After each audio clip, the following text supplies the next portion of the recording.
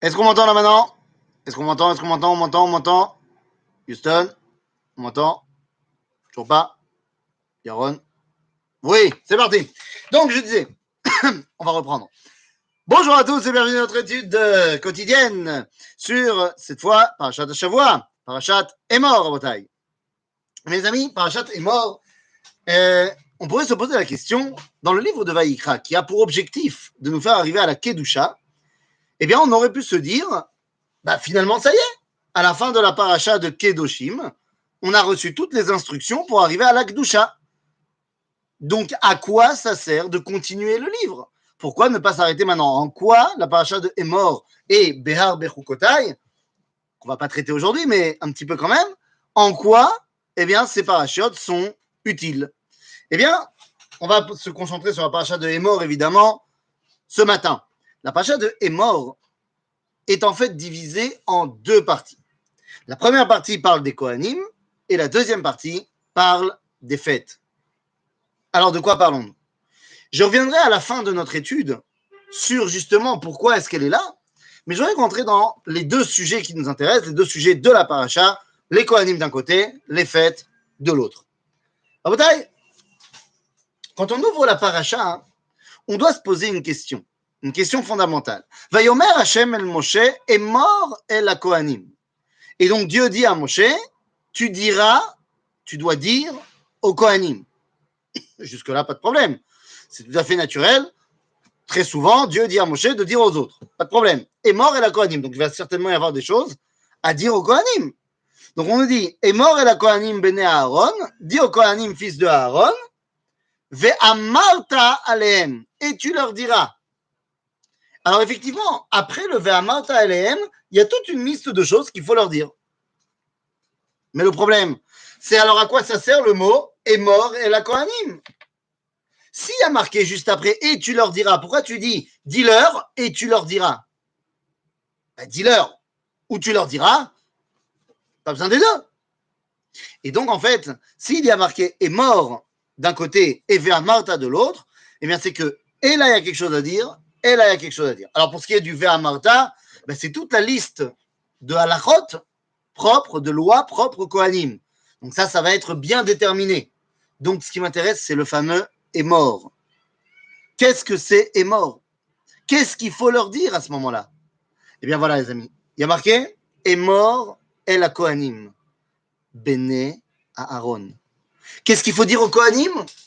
Il faut leur dire qu'ils sont béné à Aaron. Qu'est-ce que ça veut dire qu'ils sont béné à Aaron? Tu dois d'abord faire prendre conscience au Kohen que d'abord et avant tout, il est le fils de Aaron. Toute sa prestance, sa kedusha, lui vient du fait qu'il est le fils de Aaron. Et donc, ben, il doit être raouille, il doit mériter ce titre de fils de Aaron. Mais qu'est-ce que cela veut dire? Là, on va passer toute la première partie de la paracha à nous expliquer qu'est-ce que c'est que la dimension des Kohanim. Qu'est-ce qu'on n'a pas le droit de faire, qu'est-ce qu'on a le droit de faire, pour qu'on comprenne comment les Kohanim font le lien entre Am Israël et Akadosh Baruch Hu. Que les choses soient bien claires. Dans le judaïsme, le Kohen n'est pas supérieur au reste du peuple. Absolument pas. Le Kohen est un serviteur du peuple.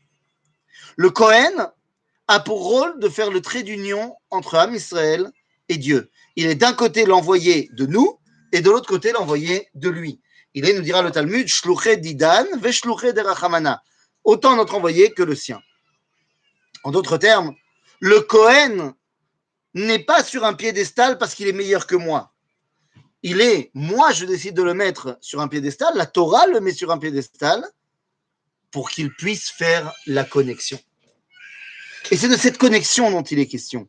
Pour que cette connexion soit possible, eh bien, la pire des choses serait que le Kohen se la pète, que le Kohen se pense supérieur.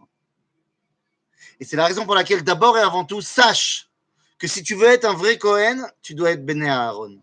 Aaron était Ohev Shalom, Rodev Shalom, Ohevet Abriot, ou Mekarvan la Torah. Aaron était d'abord et avant tout un homme du peuple. Était d'abord et avant tout un homme proche de ce peuple qu'il représentait. Le Kohen, s'il veut pouvoir véritablement remplir son rôle, eh bien, il n'a pas le droit de se sentir supérieur. Moi, je le place à un niveau qui n'est pas le mien. Mais si lui pense qu'il est à un niveau supérieur à moi, alors il ne remplira pas son rôle. Comprenez bien de quoi il s'agit. D'après la halakha, lorsque je suis dans une synagogue et que je dois faire monter à la Torah, eh bien, on fait monter d'abord un Kohen, à une condition, que ce Kohen soit apte. Alors que c'est apte, aujourd'hui il n'y a pas de Beth Amikdash, donc on veut qu'il soit Talmid Racham. Mais d'après la halakha pure et simple, Shulchan Aruch, s'il y a dans la synagogue un Kohen Amaharetz, qui n'y connaît rien à la Torah, et il y a un Talmid Racham à côté, eh bien on fera monter en premier le Talmid Racham et pas le Kohen. Et c'était ce qui se passait dans la synagogue du Rav Ovadia Yosef. Le Rav Ovadia Yosef montait en premier. Maintenant, qu'est-ce que ça veut dire? Le reste des communautés ont décidé de continuer à donner le kavod au Kohen et de le faire monter en premier. Il a fait merde. Mais ça montre bien que on le met sur un piédestal, mais lui n'y est pas. Aujourd'hui, les Kohanim, qui avaient pour rôle de faire le lien avec la Kadosh Baruch Hu derrière, par l'intermédiaire du Beth Amikdash, mais aujourd'hui, leur rôle est un petit peu amoindri. Il a été récupéré, si vous voulez, par les rabbinim. Aujourd'hui, le rabbin a pour rôle entier d'enseigner la Torah et donc de relier Am Israël à Kadosh Baruch Hu. Et il y a une phrase extraordinaire que le Rav Yehuda Léon Ashkenazi Manitou disait. Il disait, la pire chose pour un rabbin, c'est qu'il se prenne pour un rabbin. Je répète, la pire chose pour un rabbin, c'est qu'il se prenne pour un rabbin. C'est-à-dire qu'il pense que parce que les gens lui font du kavod parce qu'il est rabbin, eh bien qu'il pense que le kavod lui est dû à lui. On retrouve ça dans des histoires qui sont racontées au nom du Rav Mordechai Eliyahu, qui un jour, son chauffeur, qui l'accompagnait à un endroit particulier, machin, se disait, mais c'est incroyable, en fait, on me fait du kavod, mais c'est pas pour moi le kavod, c'est parce que je suis le chauffeur du Rav Eliyahu. Si j'étais tout seul avec ma voiture, personne ne me ferait du kavod. Et donc, il pensait que le kavod était dû au Rav Eliyahu, jusqu'à ce que le Rav lui-même lui explique, devant tout le monde, devant toute l'assistance où il était, qu'en fait, le kavod n'est pas pour lui. Le kavod est pour la Torah qu'il enseigne aux autres. C'est absolument pas pour lui. Alors, qu'est-ce que ça veut dire? Eh bien, vous savez, dans la suite des halachot qu'on va donner sur les Kohanim, eh bien, on a une halakha qui est très particulière. Les habits des Kohanim, on le connaît, on l'a vu dans la paracha de Tetzavé. Le Kohen, quand il sert au Beth Amikdash, il a des habits particuliers. Et encore plus, le Kohen Gadol. Ces habits ont un rôle. Lechavod ou le tifaret. C'est-à-dire, pour jeter un espèce de grand... je sais pas, pour faire l'ambiance, quoi. Pour se la péter. Pas que le Kohen se la pète, mais pour que quand les gens ils regardent le Kohen, ils disent... Ça, tu vois un homme comme ça qui avait vêtu de trélet argaman, de l'or et tout ça, machin. Ah bah, c'est ça le but du jeu. Puisqu'il représente quelque chose, alors il se doit que son habit représente sa fonction. Par contre, d'après la halakha, lorsque le Kohen sort du Beth Amikdash, il n'a pas le droit de porter ses habits de Keuna. Il n'a pas le droit de sortir du Beth Amikdash avec ses habits de Kohen, ni Kohen normal, ni Kohen Gadol, évidemment. Lama. Eh bien, parce qu'il ne faudrait pas qu'il commence à s'habituer à ces habits comme ça qui lui donnent un prestige incroyable. Ma pitom. C'est un commentaire comme ça, un commentaire incroyable de Rabbi Chaim de Volojine, qui explique comme ça que lorsque les Kohanim sortent du Beth Amikdash, ils n'ont pas le droit de porter leurs habits. Parce qu'il ne faudrait pas qu'ils pensent que l'honneur qui leur est fait est l'honneur dû à leur prestance. Les habits sont là pour le Mikdash. Bon, quand on lit le Prime de Volojine, on sait qu'il va faire une référence très claire au premier Admourim Chassidim qui commençait à s'habiller de parures incroyables. Et il y avait ici un ressentiment énorme de la part de ce chef des Mitnagdim, disant comment ça, il se la pète les rabbins chassidiques à s'habiller comme ça. Finalement, on a compris qu'en fait, non, pas du tout. Il représentait exactement le même état d'esprit. On parle du rabbi de de Rougine, qui justement avait pris sur lui la malchoute. Et donc, il s'habillait avec des bottes en or, plaquées or, machin, ce que tu veux, des habits d'apparat incroyables. Mais d'un autre côté, il ne mettait pas de semelles dans ses chaussures, dans ses bottes. Si bien que ses bottes lui écorchaient les pieds tous les jours. Et il disait que c'était pour qu'il se rappelle bien chaque soir quand il enlève les bottes et chaque matin quand il les met, que les bottes, c'est juste parce qu'il veut représenter la Torah d'Akadosh Baruch Hu, mais pas que lui se sente au-dessus des autres. Et on peut faire référence à cela, évidemment, j'ai dit par les Kohanim, mais je dis qu'aujourd'hui, ceux qui représentent cela, ce sont les Rabbanim. Il ne faudrait pas que le Rav à qui on fait du kavod pense que c'est pour lui le kavod. Chas v'shalom. Chas v'shalom. C'est pour la Torah qu'il enseigne. Tout simplement. Et donc, eh bien, ça fait référence à un texte du Talmud dans le traité de Shabbat qui dit quelque chose d'assez incroyable. Je ne sais pas si vous avez déjà vu, mais particulièrement dans le monde, on va dire le monde d'Ati Leoumi, et j'en suis un grand représentant dans ce que je vais dire là maintenant. Certains diront que c'est pas bien, mais je suis assez d'accord d'ailleurs aussi avec eux. Mais bon, nous, vous allez voir de quoi je parle. La Gemara nous dit qu'il y a une grande différence entre les rabbinés Bavel et les rabbinés Eretz Israël. Les rabbins de Babylone face aux rabbins d'Eretz Israël. Je parle à l'époque du Talmud. Quelle était la grande différence? Eh bien, nous dit le Talmud, rabbané Bavel ayum metsuyanim bevigdehem. C'est-à-dire que les rabbins de Babylone, ils avaient des habits d'apparat, des habits de rabbin. Tu sais, le costume, le chapeau, tout ça. C'est metsuyanim bevigdehem. Alors que les rabbanés Eretz Israël, ils s'habillaient comme le vendeur de cornichons du chouk. Lama, dit Agmara, parce que rabbanés Eretz Israël, shmam maspik beyadam. Leur nom est suffisant pour eux. C'est-à-dire, les gens savent, le rabbin d'Eretz Israël, il n'a pas besoin d'être habillé comme un grand dirigeant, comme un mec super mechoubad. Tout le monde connaît la grandeur du bonhomme.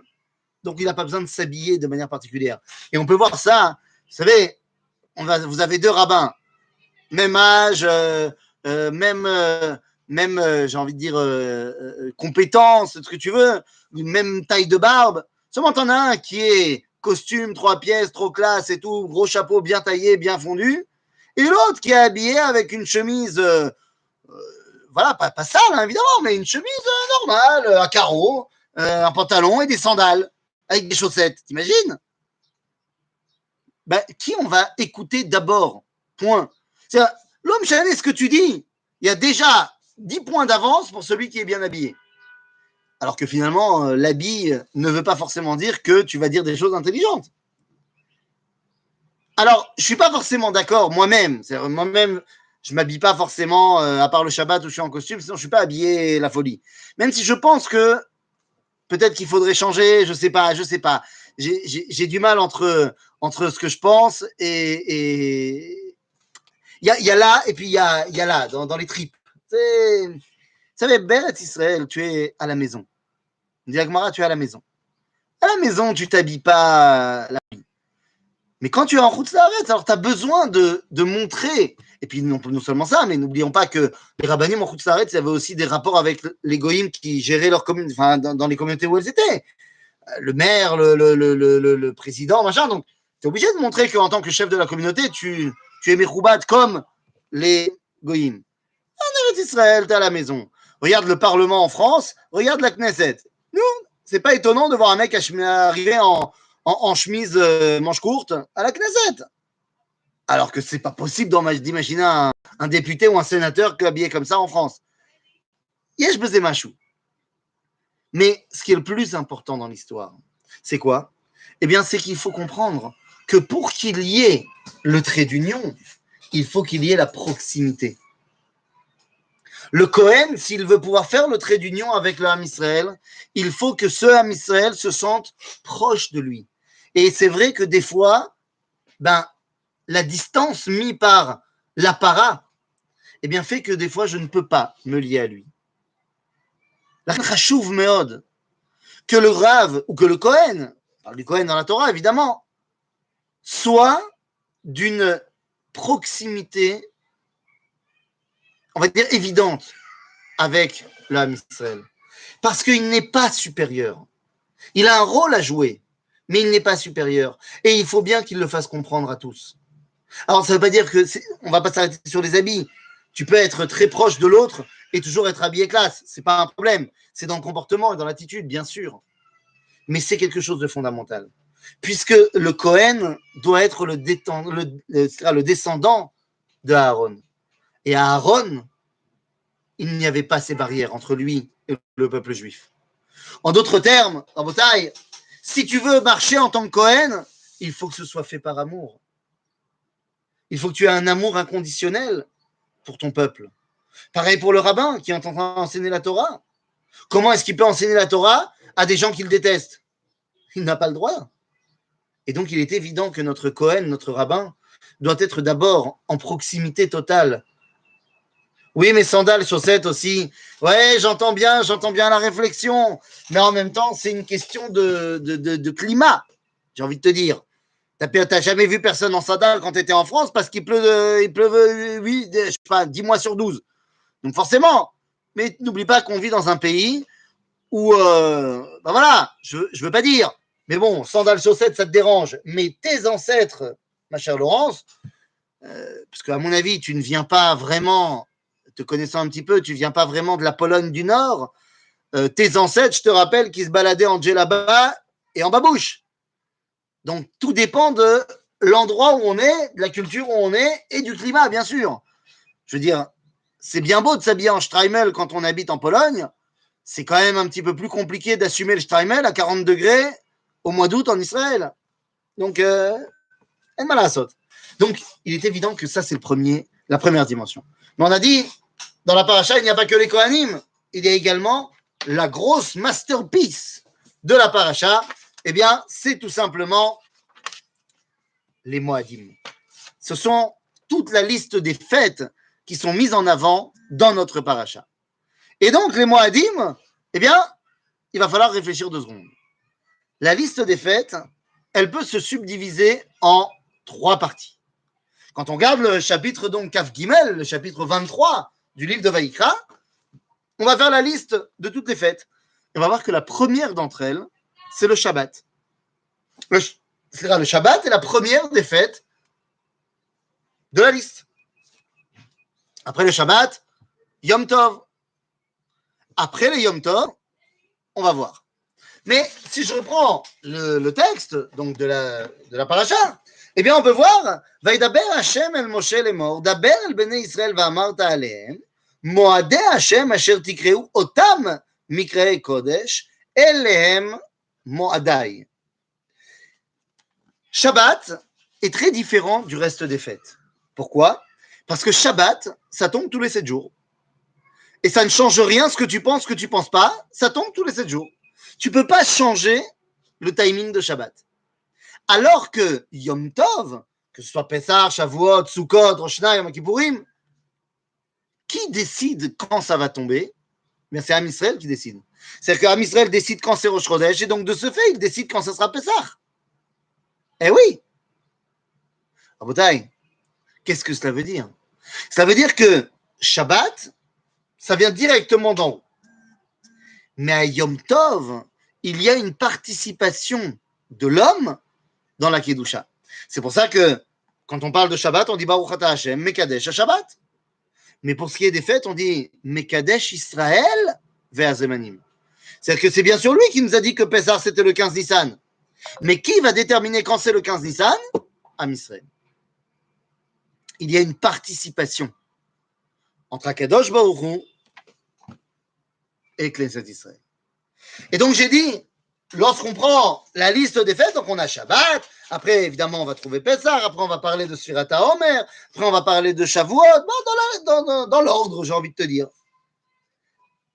Lorsqu'on a fini de nous parler de Shavuot, bah regardez ce qui se passe. On nous parle de quoi?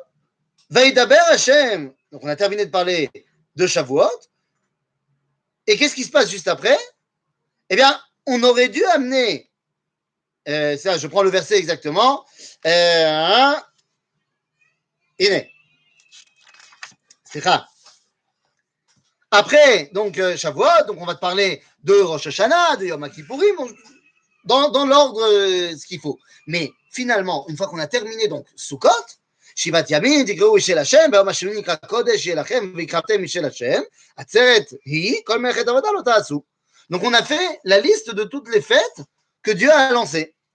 Et là on nous dit, אל מועדי השם אשר תקראו אותם מקראי קודש, שוב, להקריב של השם, עולה ומנחה וזבח ונצחים דבר יום ביומו. Ben, qu'est-ce qui se passe?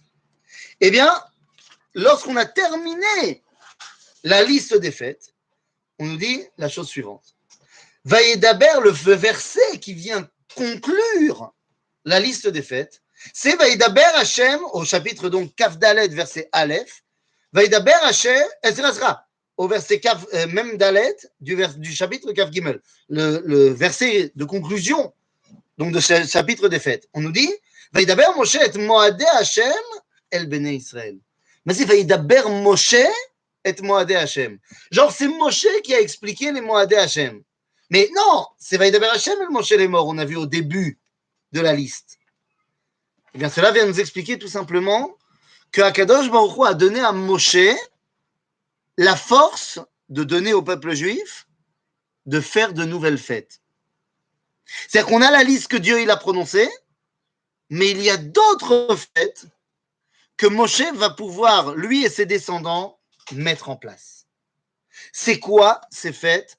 Il semblerait que la Torah nous dise, voilà les fêtes que moi je te donne, qu'on appelle des Oraïta, mais sache que vous, Am Israël, vous avez la force de décréter de nouvelles fêtes plus tard. Si on regarde bien, combien de fêtes des Oraïta nous avons? Eh bien, nous avons Pesach, Shavuot, Sukkot, Rosh Hashanah et Yom Kippourim. D'accord? Et on nous dit qu'il y a d'autres fêtes que Moshe va pouvoir mettre en place, Moshe et les Bnei Israël. Et tout d'un coup, la Torah nous donne des infos sur des choses très bizarres. Le chapitre Kaf Dalet a l'air complètement pas à sa place. Puisqu'on a fait la liste des fêtes, et là on te dit, voilà, maintenant on va prendre tout le chapitre Kaf Dalet, etc., pour parler de 3 sujets bizarres. C'est quoi les sujets bizarres? Eh bien, tout d'un coup, on va te parler de la Ménorah.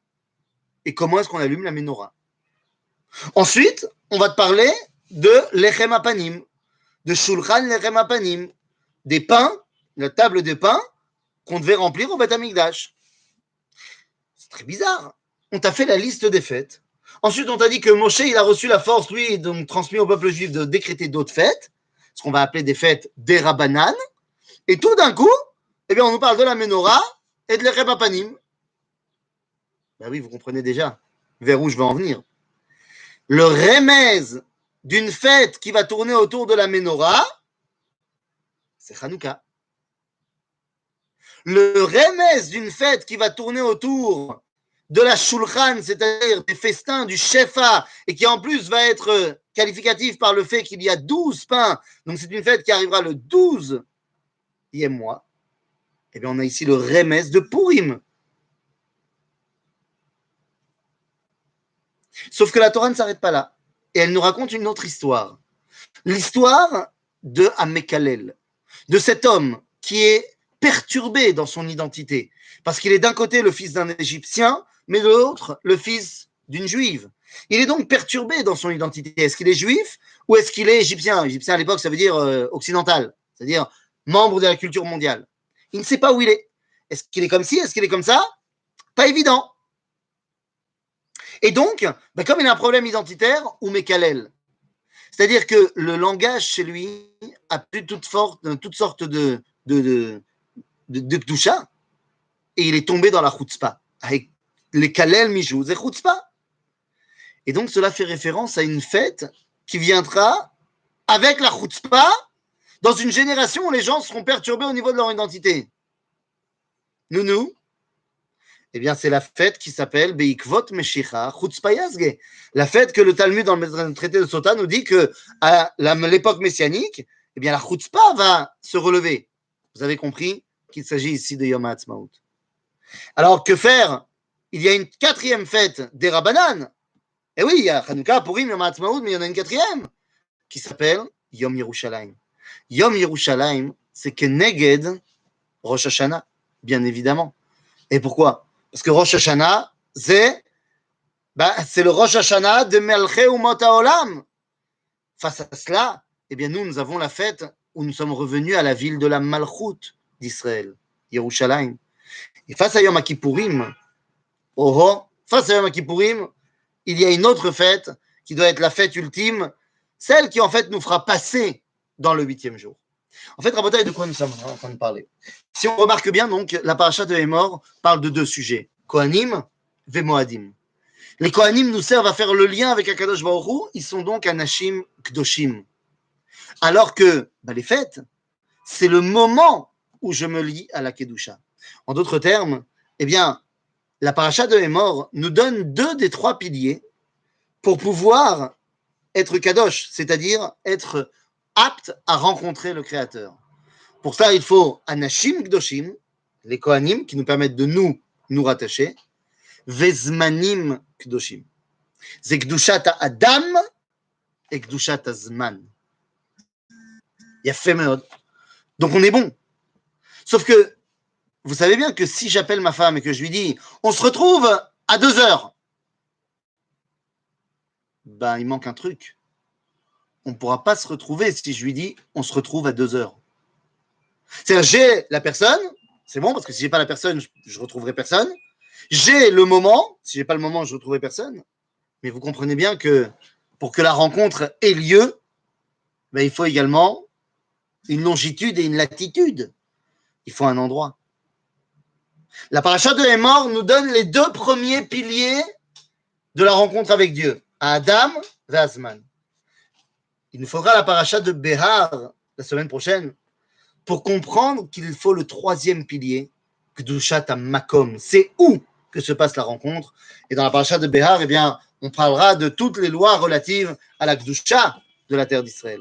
La paracha de Hémor, c'est donc l'amour des Kohanim pour leur peuple, la proximité qu'ils ont avec leur peuple qui permet de relier Am Israël en son entier à la Kedusha d'Akadosh Baruch Hu. Les Moadim nous permettent de savoir quand Akadosh Baruch Hu a envie de se relier à nous.